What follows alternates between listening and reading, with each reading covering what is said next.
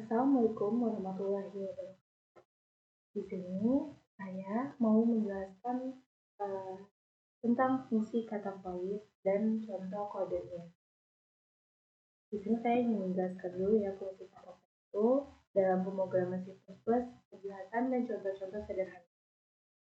Pengertian kata void dalam pemrograman C++, contoh penggunaan kata void dalam fungsi yang satu mencetak output tanpa kembalian nilai. Nah, yang kedua itu menjalankan tugas tanpa kembalian nilai. Sebagai seorang programmer, pasti sudah tidak asing lagi dengan kata void dalam bahasa pemrograman C++. Kata ini sering muncul dalam kode pemrograman dan memiliki fungsi yang sangat penting dalam membuat program. Namun, banyak programmer pemula yang masih bingung nih, dan belum memahami fungsi kata void secara detail.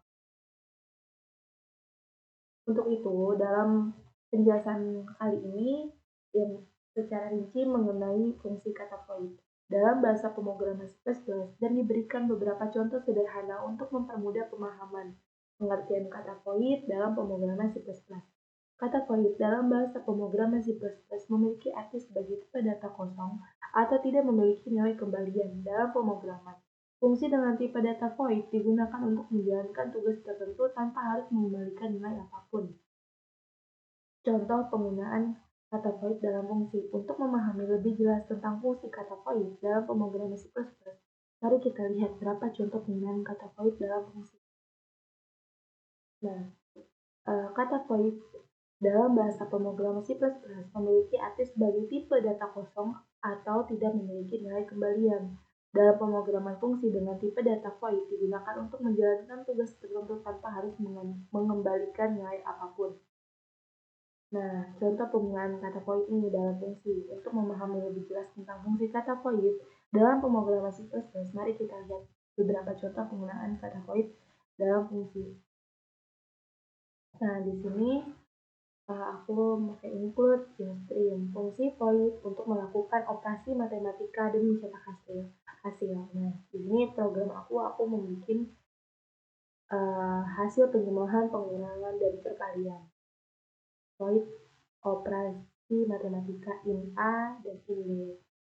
std cout hasil penjumlahan A ditambah B, std cout hasil pengurangan A dikurang B, std cout hasil perkalian. Nah, menangani pembagian dengan memeriksa apakah B bukan 0. Nah, ini hasil pembagian oleh 0 tidak dapat dilakukan. Terus meminta pengguna memasukkan 2 angka. Nah, masukkan angka pertama, masukkan angka kedua. Nah, nanti kiranya seperti ini.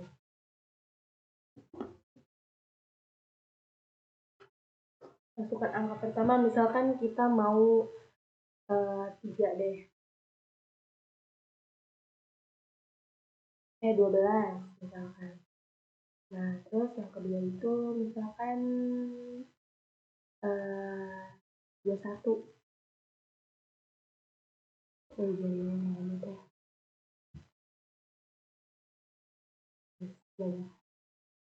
Enter. Nah, ini hasil penjumlahannya 12 ditambah 21 itu 33. Hasil pengurangan itu 12 dikurang 21 hasilnya 9. Dan hasil perkalian 12 dikali 21 hasilnya 252 dan hasil pembagiannya 0.57147. Nah, ini dari fungsi void. Baik, di sini saya akan menjelaskan lagi fungsi tanpa void. Dalam konteks C++ berikut adalah contoh program yang menggunakan fungsi tanpa argumen untuk mencetak pola bintang segitiga. Aku di sini pakai bikin program pola bintang segitiga dengan kodenya deklarasi fungsi. Nah, fungsi cetak bola bintang dideklarasikan tanpa argumen karena tidak memerlukan input tambahan. Nah, mencetak bintang.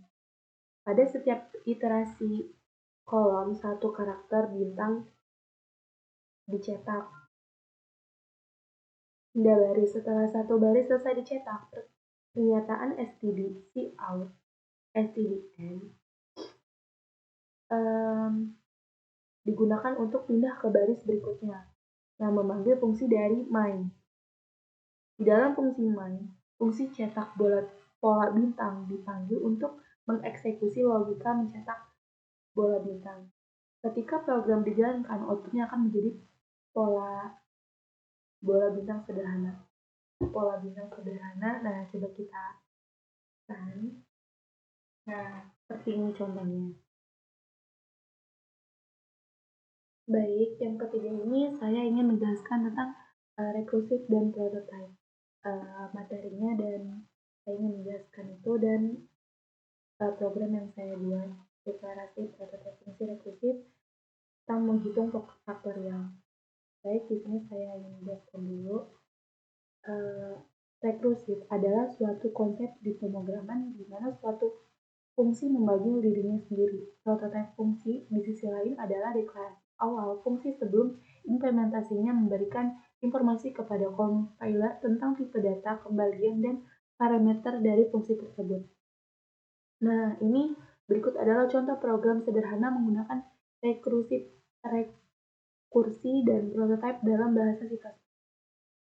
Nah, ini contohnya prototype fungsi faktorial. Dideklarasikan sebelum fungsi main menggunakan prototype. Ini memberikan informasi kepada compiler tentang tipe kembalian dan parameter dari fungsi faktorial. Yang kedua itu fungsi rekursif. Fungsi faktorial mengimplementasikan logika rekursif untuk menghitung faktorial suatu angka. Basis rekursi ditetapkan ketika n sama dengan 0. N sama dengan 0 atau 1, dan langkah rekursif adalah mengalihkan angka n dengan faktorial dari n dikurang 1. Nah, memanggil fungsi rekursif. Di dalam fungsi main, ketika kita meminta pengguna memasukkan suatu angka, kemudian memanggil fungsi rekursif faktorial untuk menghitung faktorial dari angka tersebut. Nah, program ini akan menghitung dan mencetak faktorial dari angka yang dimasukkan oleh pengguna. Coba kita run. Misalkan kita mau 24. Nah, faktorial dari 24 adalah minus 7759464.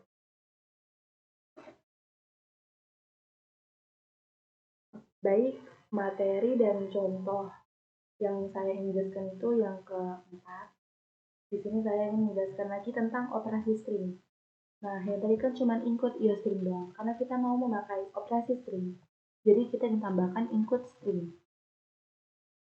Dan di sini kode yang saya membuat program fungsi untuk membalikan sebuah kata.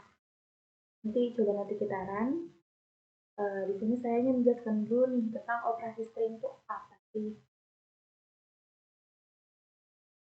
Operasi string merupakan serangkaian manipulasi atau fungsi yang dapat dilakukan pada string, yang merupakan kumpulan karakter dalam bahasa C++. Operasi string dapat dilakukan menggunakan objek std, string. Yang tadi aku kasih tahu nih, include string ini, yang disediakan oleh standar template library atau STL. Nah, ke intinya aja. Berikut ini adalah contoh program sederhana dalam C++ yang memanfaatkan operasi string untuk membalikan kata. Fungsi balik kata balik kata ini menerima sebuah string dan mengembalikan string yang merupakan hasil pembalikan dari input tersebut. Di dalam fungsi main, pengguna diminta memasukkan sebuah kata. Nah, fungsi balik kata dipanggil dengan kata yang dimasukkan oleh pengguna dan hasilnya ditampilkan. Nah, seperti ini ya. Bisa dilihat sendiri. Program ini memanfaatkan konsep pengulangan atau loop untuk membalikan urutan karakter dalam sebuah kata. Misalkan kita run Ruby. Nah, kata terbaliknya itu hidup. Baik, ini kode fungsi dari string. Baik, ini penjelasan yang kedua, yaitu array dimensi 1, 2, dan 3. Jadi saya menjelaskan array dimensi 1 dulu. Nah, array dimensi 1 itu adalah array struktur data yang menyimpan elemen-elemen sejenis dalam urutan linear. Nah, program ini mendeklarasikan array satu dimensi bernama nilai dengan kapasitas 5 elemen. Array diinisialisasi dengan nilai awal 10, 20, 30, 40, dan 50 menggunakan loop atau for untuk menampilkan setiap elemen array satu per satu. Nah, ini contoh saran. Nah, nilainya keluar ya. Yang ketiga itu 40, itu 23. Nilai yang keempat itu 50. Nah, di sini saya mau menjelaskan lagi materi penjelasan dan program kode yang saya buat tentang array dua dimensi. Nah, array dua dimensi ini adalah struktur data dalam pemrograman yang menyimpan elemen-elemen dalam bentuk matriks atau tabel. Array ini terdiri dari dua indeks untuk mengakses elemen-elemen di dalam. Setiap elemen dalam array dua dimensi memiliki dua indeks yang membedakan posisi dalam struktur data tersebut. Nah, contoh visualisasi array dua dimensi sebagai matriks itu 3 kali 3. Nah, dalam contoh ini, array dua dimensi memiliki 3 baris dan 3 kolom. Masing-masing elemen diidentifikasi oleh dua indeks, indeks baris dan indeks kolom sebagai contoh elemen di baris kedua dan kolom ketiga yang memiliki nilai 6. Nah, dalam bahasa pemrograman C++, deklarasi dan penggunaan array dua dimensi dapat dilakukan seperti contoh program sebelumnya. Nah, ini program kodenya. Dalam program ini, array dua dimensi digunakan untuk menyimpan matriks 3 kali 3 dan 2 loop atau digunakan untuk menampilkan elemen-elemen matriks. Nah, gitaran ya. Nah, hasilnya ini, isi array dua dimensi yaitu 1, 2, 3, 4, 5, 6, 7, 8, 9.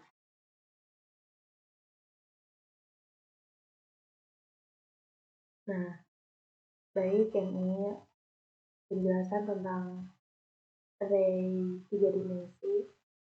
Array 3 dimensi ini adalah sebuah struktur data yang memungkinkan kita menyimpan elemen dalam bentuk kubus 3 dimensi. Dengan kata lain, kita memiliki array di dalam array.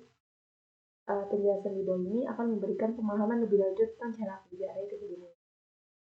Nah, ini kodenya. Dalam contoh di sini, kode ini, array 3D adalah array 3 dimensi dengan ukuran 2 kali 3 kali 4. Inisialisasi array menggunakan sinteks inisialisasi bersarang untuk setiap dimensi. Nah, representasi dalam memori itu, array 3 dimensi disimpan secara berurutan di dalam memori. Perhitungan indeks dilakukan dengan mempertimbangkan ukuran setiap dimensi.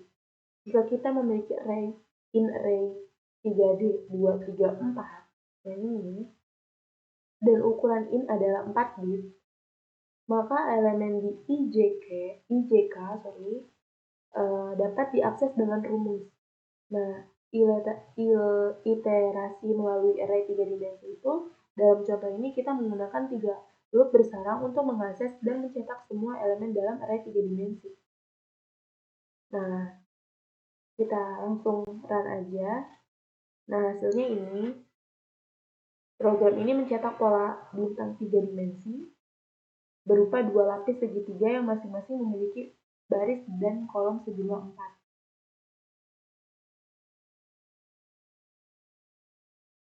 Baik, segitu aja video atau penjelasan yang tadi saya sampaikan dari awal sampai hingga akhir. Sekian dari saya, kurang lebihnya mohon maaf. Wassalamualaikum warahmatullahi wabarakatuh.